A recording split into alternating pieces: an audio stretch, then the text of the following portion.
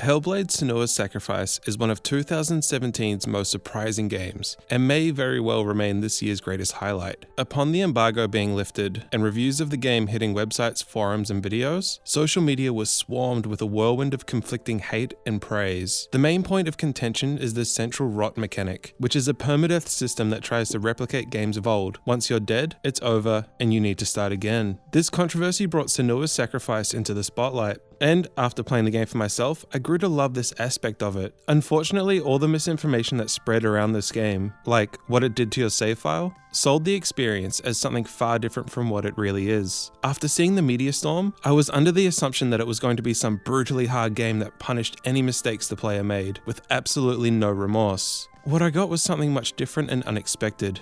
It was a harrowing trip through my anxieties, and a long overdue understanding of psychosis and those I know that suffer from it. Mainstream media's history of portraying mental illness has never been the best. Some movies and TV shows fare a lot better than others, but overall there has always been a sense of demonizing victims of mental health as some eccentric crazy person, or glamorizing conditions as something that can be overcome with love, or finding that person in your life that will make you happy again. It's an incredibly hard subject to portray in a passive medium, and while that doesn't really excuse the approach that's been taken, the difficulty lies with people experiencing the same mental illness in different ways. A point that hits home for some, might not for others. More recently though, a slew of shows have been greenlit that don't need to succumb to monolithic corporation standards of approval, allowing them a raw and unfiltered look inside a person's mental state. And they do a really good job of showcasing what these struggles are like for anyone fighting with a mental illness. Shows and films like Please Like Me, BoJack Horseman, and To the Bone all have a perspective that doesn't demonize or glamorize what it's like to live with a mental illness. There are, of course, still shows in this era that fall short.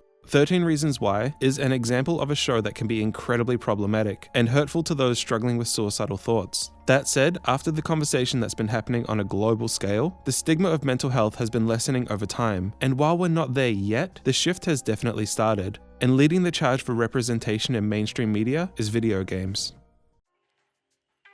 It seems ironic that video games spent the longest time being blamed for violent tendencies in young people in the past. Games like Mortal Kombat, Grand Theft Auto, and Doom being blamed for violent streaks in kids, and horrific tragedies around the world. This bias is unfortunately still happening today. Even my home country of Australia is failing to recognise some games for their content with an outdated rating system still in place. But overall, it's to a much lesser extent than what it used to be. We know that violent video games have been proven to not lower a person's empathy, even over long playtimes. A point that many anti-gaming lobbyists use to restrict the medium. With the rise of the indie developer and the diminishing perception of violent video games' relationship to mental illness, a version of which isn't even accurate, I'd make a statement based purely on anecdotal evidence. The opposite has become true. Players are using games as a coping mechanism, not a venue for violent fantasy, as the media has said in the past. Many people, myself included, use gaming as a way to deal with their struggles. One way to do this, as Leonardo da Vinci said, is playing through a favourite sad game. That game you turn to when you're feeling low and want to disconnect for a while. My go-to for these times is Star Fox 64. Games can also help by building empathy. Whether you're expecting it or not, it can be comforting to know someone else felt what you feel. Unlike others, the medium of games is an interactive one that we can have control of, and that sense of control cannot be overstated when your mind has not been feeling like your own. Those few hours escaping into a world are invaluable when you are the one that has that power. That physicality is something that helps games lead the charge of representation. Movies, books, and television are all forced perspectives of one character and their way of dealing with a situation. But with control comes the ability to help multiple people struggling in different ways feel a sense of connection. Although not able to reach everyone, it's a huge step up. In regards to representation, in its early days, games had the same issues as movies and television. It was a standard to paint anyone with something as severe as psychosis as some kind of villain, or at the very least a one-dimensional character that was stuck talking to themselves in their own head. Even having games sometimes quantifying craziness with a literal sanity meter as a mechanic. These games aren't inherently bad or malicious. It's just that they represent an old way of viewing mental illness that's long since been outdated with modern sensibilities.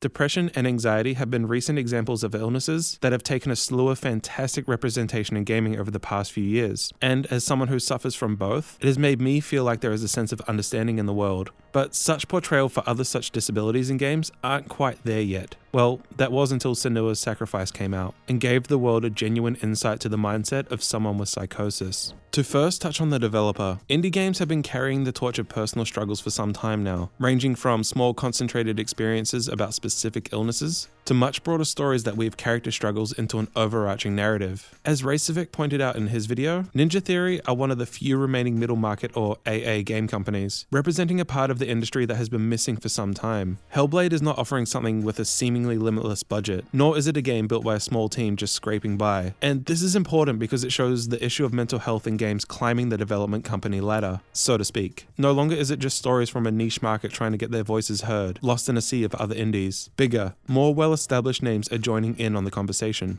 Like I said earlier, a lot of smaller games, ranging from 10 minutes to about an hour, concentrate on a single issue. But Senua's Sacrifice takes that idea to the next level, fleshing out an idea about dealing with psychosis into a fully fledged game. Every facet keeps in line with the game's theming, from the long drawn-out intro sequence that sees the player less as someone there merely to control a character, but rather as another voice in an already crowded head to witness and help Senua on her journey.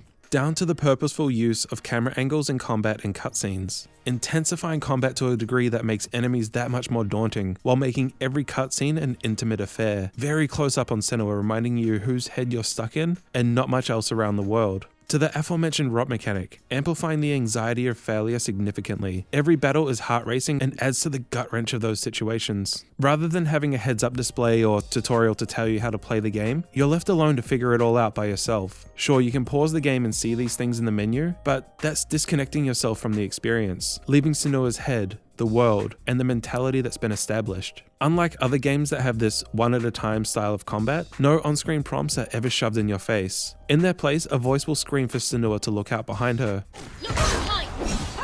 eliciting a block, dodge, or get hit response. Success never feels good. Each time you defeat an enemy or solve a puzzle, the voices will say you are strong and can carry on, while others mock you and say how futile everything is. And to me, this is where I felt represented in the game. This, to me, is how anxiety feels every day of my life. There are always conflicting voices saying what I do is great, keep going, you got this, and others telling me no matter what I do, in the end it's all pointless. While this is me and my anxiety, and Senua suffers from psychosis, anxiety is a symptom of psychosis, and this coming through and affecting me, to the point I needed to step away for a few hours at a time, exemplifies the huge lengths Ninja Theory went to have as proper a representation as possible. This is evidenced further by the fact that in the opening credit sequence, the very first name you see is that of a mental health advisor. A quick Google search shows that Paul Fletcher is a professor at Cambridge University who specializes in psychosis. There are no shortcuts here. This is a game built from the ground up to tell a true and honest tale that takes no prisoners in dealing with this condition. Senua's Sacrifice is unflinching and relentless from the moment you're introduced to combat, and while the validity of permadeath is up for debate, there is no doubt how much it mentally raises the stakes, increasing the sense of dread and helplessness the further you venture into the darkness. All of the other details Ninja Theory meticulously added, from the jaw-dropping facial motion capture to the binaural sound design, it all just adds to the atmosphere that is being another voice in Senua's head. It breathes a very natural sense of existentialism into the game. All the mechanics, visuals, and audio design create a level of immersion that helps you gain real apathy for the situation at hand.